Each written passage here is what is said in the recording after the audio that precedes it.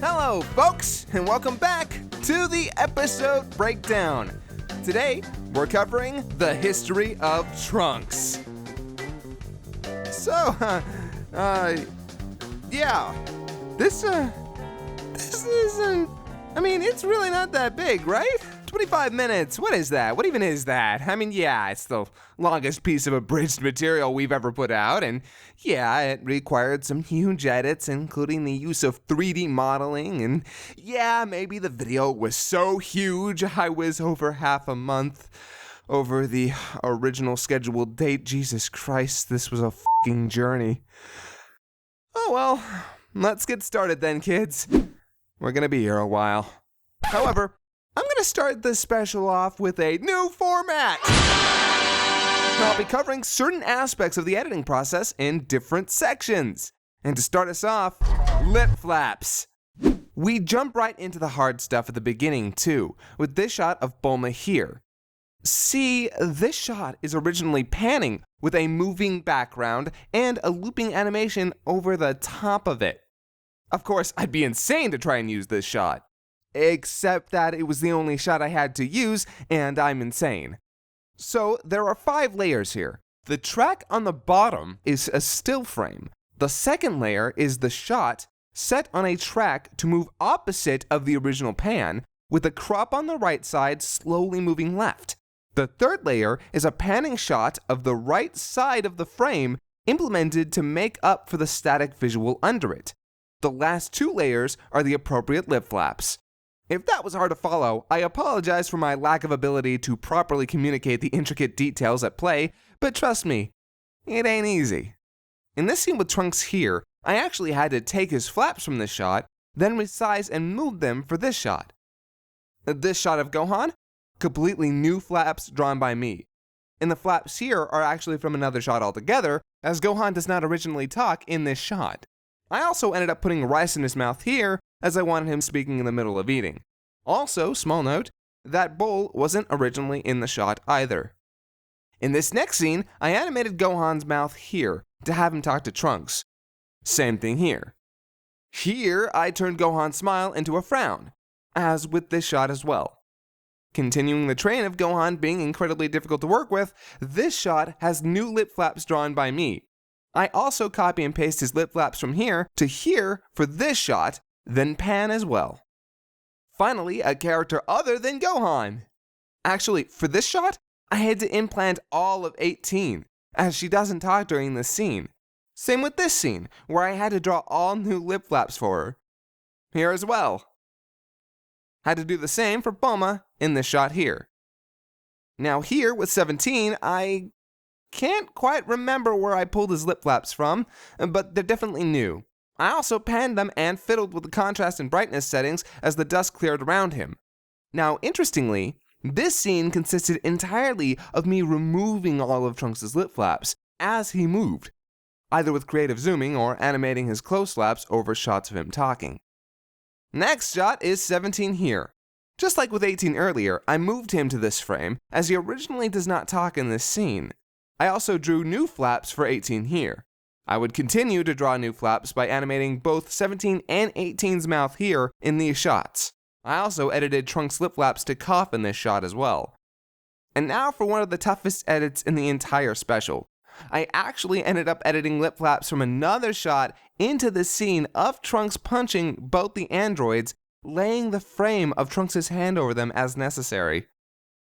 Now, this shot is fun because I actually drew these flaps here, as well as changed Bulma's entire expression. Also, for Bulma here, I placed her lip flaps from this shot into this shot here. Lastly, I gave Puar new lip flaps for this shot, as well as creatively edited Oolong's lip flaps so he could talk in this shot. Whew, glad that's over with. Thanks for joining for another... wait, we just covered the lip flaps. We still have visual edits. Oh God. Okay, visual edits. Let's do this. Christ almighty. Alright, first thing I'll go over is the opening credits shot.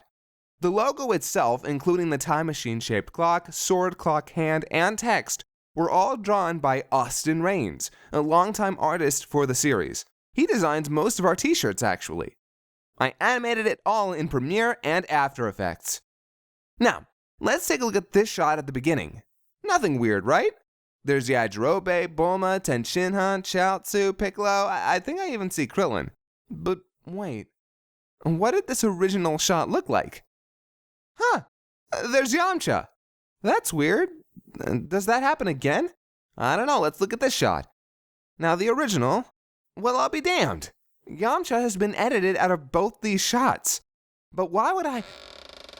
Oh, alright. Because in this timeline... Well, moving on. The next shot we have is of Trunks flying here. This was actually due to the fact that the original moving background just didn't last long enough and it didn't loop. So I had to improvise by replacing it with another sky background. The next big edit was on Gohan here. I had to make Gohan blink so I could change his expression naturally, as you can see here. Oh hey look, it's Orpheus Jr. A lot of people probably missed that, but he's there. In this scene with Chi-Chi, I subtly animated the table shaking as she slams her hand down. Next scene, I edited Gohan's eyes to be looking down for this shot here. Later on, I have Trunks vomiting after his second failed attempt at going Super Saiyan. Next noticeable edit was making Gohan's eyes move here. Now, this next edit is a simple one. See this pan of the building that 17 falls through? Well, I was hoping I could slow it down as to provide Android 17 some comedic foley of him crashing downward. So I brought it into Photoshop, made one long frame of the building, then panned it at my own pace. Oh, and see this shot of Gohan? Yeah, it was actually from later in the fight and he was battle damaged. But I couldn't have that, so... Now, for one of the biggest visual edits in the entire series of DBZ Abridged, for this small shot that most people have kind of ignored. This Capsule Corp ship is actually a 3D model made by Mark Swint, otherwise known as The Engineer, a terrific artist and, as of recently, 3D modeler and animator. He actually made both this model and the model for the ending credits. Much love goes out to him for supplying these wonderful assets. The next big visual edit is this shot of Bulma's arm. Originally, she was handing Trunks the medicine, but I'd already had that exchange happen, so her keeping her arm out didn't make sense. So I moved it. I also added a small blush to Trunks in this shot.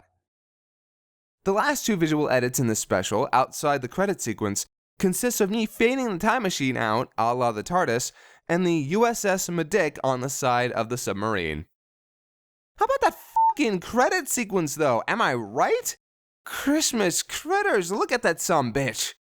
By the time this is posted, we should have the whole thing up clean and widescreen like God intended. Thank you, Moscow X, for taking Mark Swint's model and then animating it beautifully over a from-scratch wormhole. You're a god among men. Thanks to our regular composer for the series, Ein Sofaur, for the composition as well. A Cha-La Doctor Who theme mashup. And that's it! Thank you all again for joining me. Oh, come on! Fun facts? We're doing fun facts? Fine, I got some fun facts. Okay. Fun fact? The casting process for Gohan was huge. At least over 10 people auditioned for him, including Gan Xingba, Lanny Bator, Taxassist, Nate from Nate Wants to Battle, and more. Oh, hey, it's TJ and the Wombat. Glad to have him back. Funny enough, we actually rewrote a lot of our initial version of the script, and they were one of the first jokes we wrote during the rewrite. Oh, and that female moan there? That's actually Amber Lee Connors, aka Android 18. Sorry, I had to. Also, in this scene, there's a little bit of Foley from Jesse Nowak, otherwise known as Nowacking. Here it is in full. No, I'm just saying, because last night I got super baked and all I could think about was if zebras were black with white stripes or white with black stripes, and even now I think it's a pretty good question. Now, here's one that might make people a little uncomfortable. You know that scene where Bulma propositions Gohan for his Mr. Gohan Wood? Well, let's just say that there was a small consideration about whether or not we'd have them go all the way, as it were. Personally, we're all glad we avoided that angle. But just imagine, in an alternate universe. Right there, yes! This special is jam-packed, full of references to older Piccolo stuff. But one of my favorites? This shot here. It's the callbackiest of callbacks. And the people who have gotten it make me quite happy. Anyone notice all the musical references, by the way? Half the music in the special is Doctor Who music.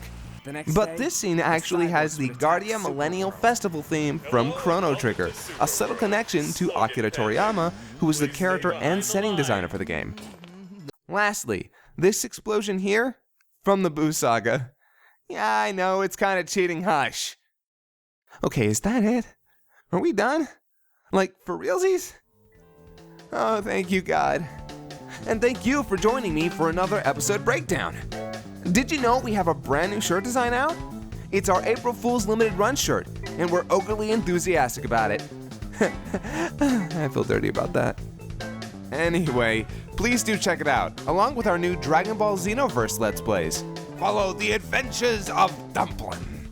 And now, if you don't mind, I'm back to work on episode 47. Auf Wiedersehen!